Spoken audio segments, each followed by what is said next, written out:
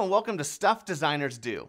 I'm Brent Spore, and today we're going to talk about layout grid rules and how to use them to make your designs awesome. Let's take a look.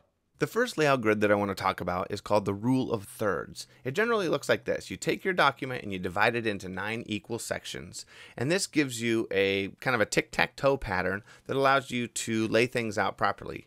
A lot of times this applies generally to photographs. So when you're cropping or laying out photographs in a layout, you want to make sure that you use this rule of thirds.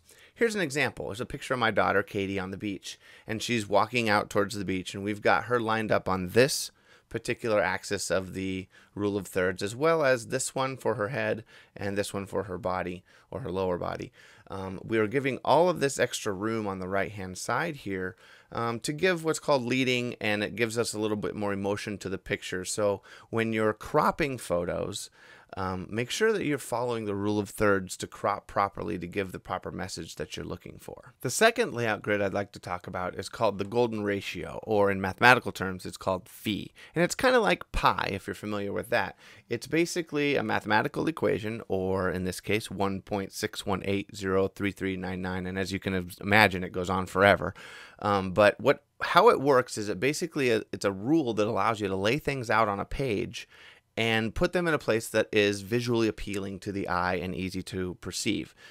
So what we do is we take the overall width of our document and we divide it by this number, and it gives us a split line down slightly to the right, and gives you a large section and a small section. What I've also done here is I've taken this section, the right-hand section, and applied that same number and come up with another line here, just to show that you can divide any number of these using that same ratio, and it'll always be pleasing to the eye. So let's apply both of these laws to a simple layout. Let's make a birthday invitation for my daughter Katie's 2nd birthday. First thing I want to do is divide this document into the law of phi. So we've got 3 sections because I want to have a main title here and some general information about the birthday party over here. And I'd like to put a picture up in the upper left. So what I want to do with a picture to get my cropping right is use the other law, which is the law of thirds.